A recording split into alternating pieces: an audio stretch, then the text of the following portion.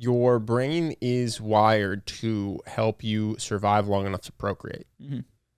The pursuit of truth is not its primary purpose. And so when the pursuit of truth for anything, even if it's just, it's literally anything. I'm not even going to give an example. If ever the pursuit of truth gets in the way of your brain's, what your brain thinks will help you survive long enough to replicate, it will change what you think is true. Yeah, it's got one master. So which means that you won't even know it. So you could find preposterous evidence, completely convincing, if the believing of that evidence helps you avoid violence, stay in your community, live long enough to procreate. That's why most everyone born into a very religious community ends up believing the religion they're born into. It's very rare to be born extremely religious as a Mormon and then decide that actually you're going to be an extremely devout Muslim instead. And it's very rare to be born a devout Muslim and then decide, no, I think the Mormon tenets of religion make more sense.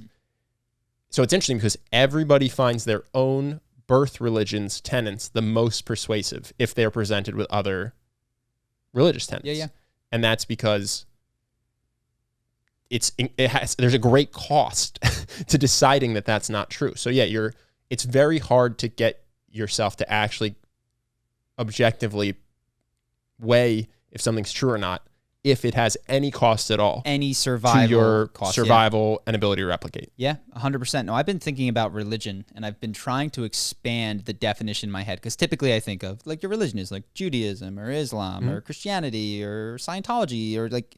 I think considering yourself a liberal or a conservative or a Democrat or a Republican or a communist or a capitalist can be a form of religion in the sense that you have the same devoutness and you require the same level of evidence against it to change your mind. Sure. Well, that's what I was thinking about. Like, what are the elements that constitute, because this is one of the things that has blown my mind recently, and I've had to update my worldview.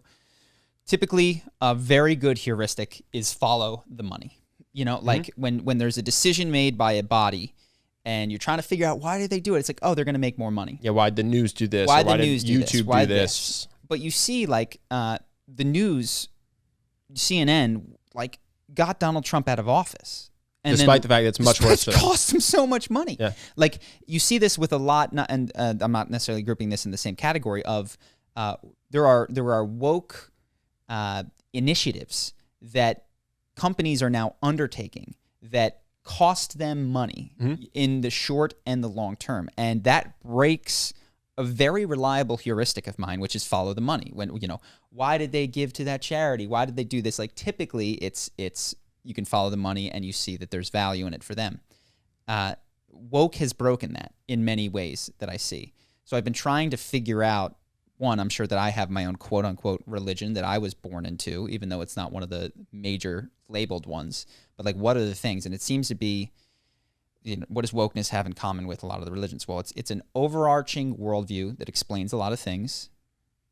It tends to have an infidel, like a lot of these religions have an outgroup. And in fact, the religions that seem to struggle to perpetuate, like Jainism, don't have that as much. It's like everything is sacred and wonderful. There's a proselytizing element. Like, you think of any sort of mimetic evolutionary thing, which is to say, imagine an animal that doesn't have a sex drive. You're saying, when you say proselytizing, you mean they convert. They're actively going out. Like, Jews don't have this in the same way. We're like panda bears. We just refuse. We refuse. If you try to convert to Judaism, it's really hard. Yes. You have to go to a rabbi 3 times while they try to talk you out of it. Yes. So, like, one of the things that makes religions, I guess this isn't one of the things that makes religions stick, but it's one of the things that makes religions last, is an evangelical proselytizing arm of it, which you see, of course, with woke. Yeah. I would say so far everything you described also fits political parties. Yeah. It's always been interesting to me that the pro-life political party is the pro-death penalty political party and the pro-gun political party. And that's not to say that any of those positions are wrong. It's to say that if you tell me your position on one of them, most of the time, and I know we're going to get comments from people that disagree because they're not like this, but most of the time, I can guess your political party and your belief on other things. Oh, if you tell me what's your stance on abortion, what are the odds? 80 to 90%, I can list off 6 or 7 other things. Which is just strange because they're not all based on the same philosophical belief, I guess is what I'm saying. So Or same with taxes. You tell me your belief on abortion. I can probably guess how you feel about taxes. Mm-hmm. These things are very distinct, and that you would think that you would have a philosophy that guided your economic, moral decisions, and that they would lead you to unique decisions on each issue. But it tends to be that you get these clusters where if you believe one thing, I can guess where you fall on all the others. That's why I say political parties remind me of religion as well, in that they are a set of beliefs you adopt from other people instead of coming to them through internal investigation. Sure. Yeah, I think you just triggered something. I don't know how, but I'm thinking of like the other things. So they have infidels. They also have wrong speak and incredibly intense punishment for stepping outside. So like if you leave an Amish community or a Mormon community, you're very likely to lose everyone. Mm-hmm. If you say the wrong words in certain religious communities, you're very likely to be kicked out. And I think this is true to a degree in the scientific community. Like if you take a stance on a hot button topic like climate change and deny or say that, hey, this isn't caused by humans or something, and you point to evidence which to the capacity of your brain supports that belief, people are not loyal to the scientific endeavor, which would, how do we incorporate this? You're a denier. You're probably this is what I've heard, at least, that you're shunned from that community. That's what surprising. I've heard. I wouldn't have guessed that. That's what I've heard. And again, that's I don't take that to be gospel, but I do think that there's a built-in immune system against change in these sorts of things that I guess makes them perpetuate. But I don't have all of the elements of them listed out. But what I find fascinating is that yes, people care about money, and incentives explain a ton. And I mean financial incentives.